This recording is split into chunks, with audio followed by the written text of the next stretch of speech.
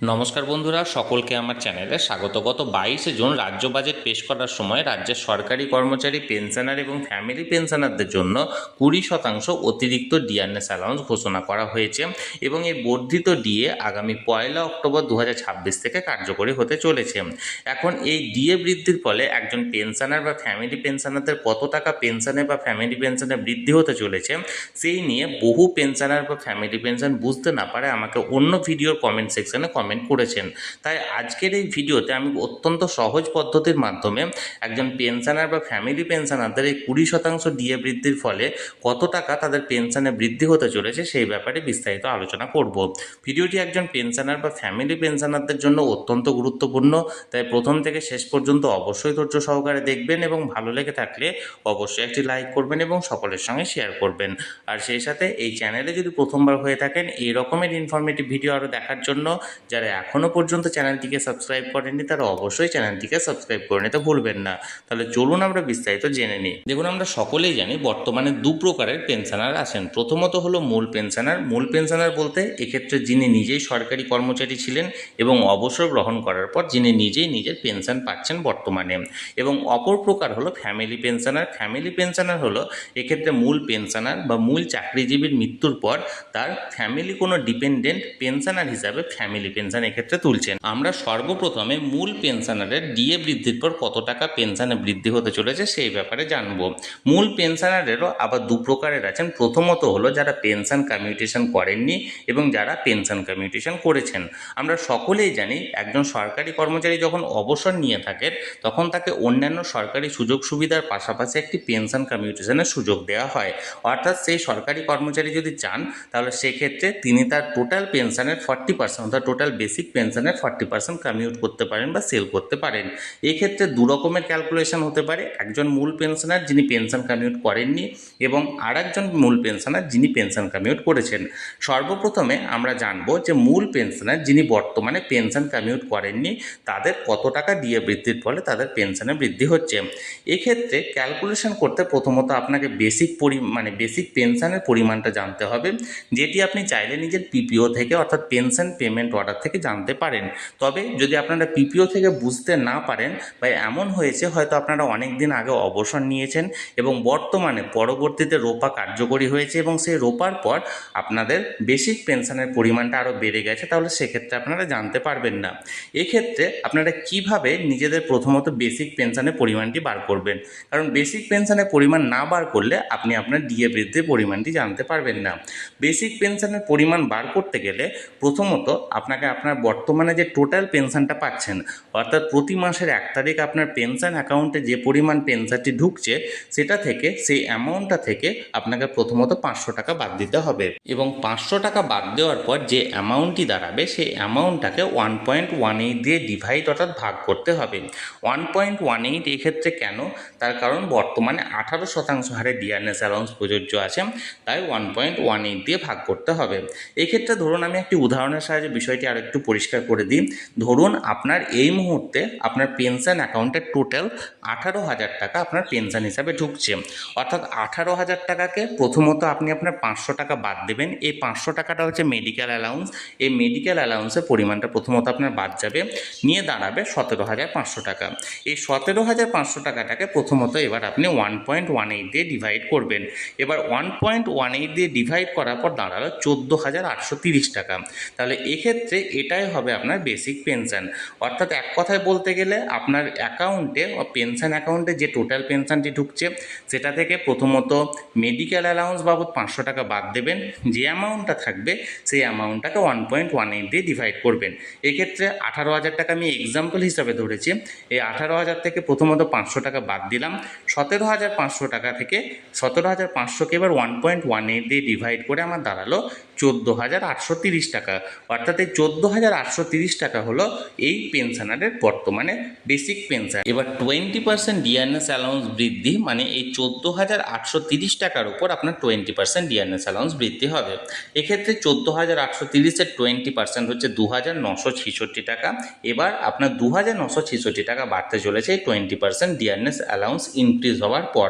অর্থাৎ এক কথায় বলতে গেলে 1 অক্টোবর 2026 থেকে আপনার কার্যকরী বা বর্ধিত পেনশন হবে। আগে পেতেন 18,000 টাকা টোটাল, তার উপর আরও 2,966 টাকা যেটা বাড়লো সেটা যোগ হবে, অর্থাৎ মোট 20,966 টাকাটি আপনার হবে নতুন পেনশনের পরিমাণ, যেটা 1 অক্টোবর থেকে লাগু হবে। এবং আপনি 1 নভেম্বর, অক্টোবরের যে পেনশনটি সেটা আপনি পাবেন নভেম্বর, 1 নভেম্বর আপনার অ্যাকাউন্টে ক্রেডিট হয়ে যাবে এই 20,966 টাকা। আশা করি বিষয়টি আমি বোঝাতে পারলাম, কোনো রকম কোনো কনফিউশন থাকার কথা নয়।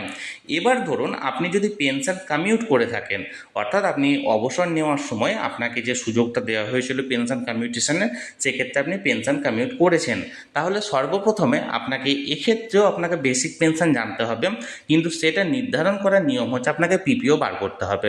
আপনি পিপিওটা দেখুন, পেনশন পেমেন্ট অর্ডারে ওখানে লেখা আছে আপনি কত পরিমাণ অ্যামাউন্ট আপনি পেনশন কমিউট করেছেন। ধরুন আমি আগের উদাহরণটাই ধরলাম, এক্ষেত্রে আপনি বর্তমানে 18,000 টাকা পাচ্ছেন, কিন্তু পিপিওতে আপনি জানলেন যে পিপিওতে আপনি আরও অতিরিক্ত 3,000 টাকা আপনি পেনশন কমিউট করেছেন।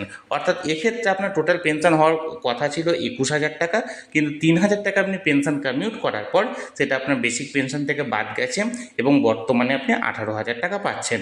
এক্ষেত্রে সর্বপ্রথমে আপনি বর্তমানে যে পরিমাণ পেনশন পাচ্ছেন, ধরুন 18,000 টাকা, সেই 18,000-এর সঙ্গে যে পরিমাণ পেনশন আপনি কমিউট করেছেন ওই 3,000 টাকা, 3,000 টাকাটাকে যোগ করতে হবে, অর্থাৎ 18,000 প্লাস 3,000 সমান 21,000 টাকা।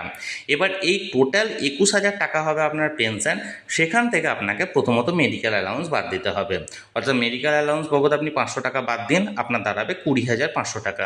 এবার এই 20,500 টাকাটাকে এবার আপনাকে 1.18 দিয়ে ডিভাইড করতে হবে। এক্ষেত্রে এই এক্সাম্পলে এখানে এলো 17,372 টাকা হবে আপনার বেসিক পেনশন। অর্থাৎ আপনার যে বর্ধিত ডিএনএস অ্যালাউন্সের পরিমাণ সেটা কিন্তু আপনার কার্যকরী হবে বা ক্যালকুলেশন হবে এই 17,372 টাকা বেসিক পেনশনের উপর। আশা করি আমি বিষয়টি বোঝাতে পেরেছি। এই 17,372 টাকা 20%, অর্থাৎ এক্ষেত্রে দাঁড়াচ্ছে 3,475 টাকা আপনার হবে মূল পেনশন বা পেনশন বৃদ্ধি। এক্ষেত্রে আপনি 1 অক্টোবর 2026 থেকে কার্যকরী হবে এবং 1 নভেম্বর আপনি হাতে পাবেন কত, আগে পেতেন 18,000 এবং তার সঙ্গে 3,475 টাকা আপনার আরও অ্যাড হবে, নিয়ে টোটাল 1 নভেম্বর আপনি আপনার অ্যাকাউন্টে পাবেন 21,475 টাকা। আশা করি বিষয়টি বোঝাতে পারলাম। এবার আপনাদের আমি এখানে তো একটা এক্সাম্পলের সাহায্যে দেখিয়েছি বা উদাহরণের সাহায্যে দেখিয়েছি আপনাদের বর্তমানে যে পেনশনের পরিমাণ বা যে পেনশনটি আপনারা পাচ্ছেন, আমার এই উদাহরণে টোটাল পেনশনের জায়গায় আপনারা নিজেদের পেনশনের পরিমাণটি বসাবেন এবং সেই অনুযায়ী আপনারা ক্যালকুলেট করবেন। আশা করি বিষয়টি বুঝতে পেরেছেন। এবার আমরা জানবো ফ্যামিলি পেনশনারদের ব্যাপারে। ফ্যামিলি পেনশনারদের ক্ষেত্রে আগের নিয়ম অনুযায়ী ক্যালকুলেশন হবে। ধরুন আপনি বর্তমানে 15,000 টাকা আপনি ফ্যামিলি পেনশন পাচ্ছেন, তাহলে সেক্ষেত্রে আপনাকে প্রথমত 15,000 টাকা, সেই জায়গা থেকে আরও 500 টাকা বাদ দিতে হবে মেডিকেল অ্যালাউন্স, অর্থাৎ দাঁড়ালো 14,500 টাকা এবং এই 14,500 টাকার উপর 1.18 এখানে ডিভাইড করতে হবে, অর্থাৎ দাঁড়ালো 12,288 টাকা। এই 12,288 টাকার 20% অর্থাৎ 2,578 টাকা পেনশন হিসাবে বাড়বে, অর্থাৎ টোটাল ফ্যামিলি পেনশন দাঁড়াবে 1 নভেম্বরে আপনি অ্যাকাউন্টে পাবেন 15,000 প্লাস 2,578 সমান 17,578 টাকা। এবং এই বর্ধিত পেনশনের পর আপনার 1 অক্টোবর থেকে সেই ফ্যামিলি পেনশনারের নতুন ফ্যামিলি পেনশনের পরিমাণ হবে, আগে পেত 15,000 টাকা এবং তার সঙ্গে আরও 2,578 টাকা যোগ হবে এবং টোটাল পেনশনের পরিমাণ দাঁড়াবে 17,578 টাকা। আমি বারবারই বলছি, এখানে যে উদাহরণগুলি আমি দেখিয়েছি বা যে এক্সাম্পলটা দেখিয়েছি সেটা একটা কাল্পনিক এক্সাম্পল।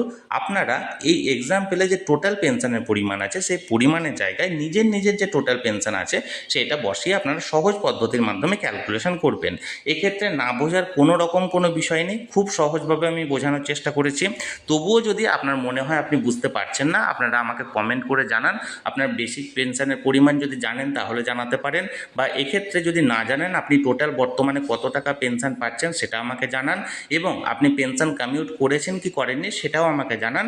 আমি আপনাদের হয়ে এই ক্যালকুলেশনটা করে দেবো এবং কমেন্ট সেকশানে আমি অ্যান্সার দিয়ে দেবো। তাহলে বন্ধুরা, 20% ডিআরএস অ্যালাউন্স বৃদ্ধির পর একজন পেনশনার বা একজন ফ্যামিলি পেনশনারের কত টাকা পেনশনে বৃদ্ধি হতে চলেছে সেই নিয়ে আমি অত্যন্ত সহজ পদ্ধতির মাধ্যমে আপনাদেরকে বোঝানোর চেষ্টা করলাম।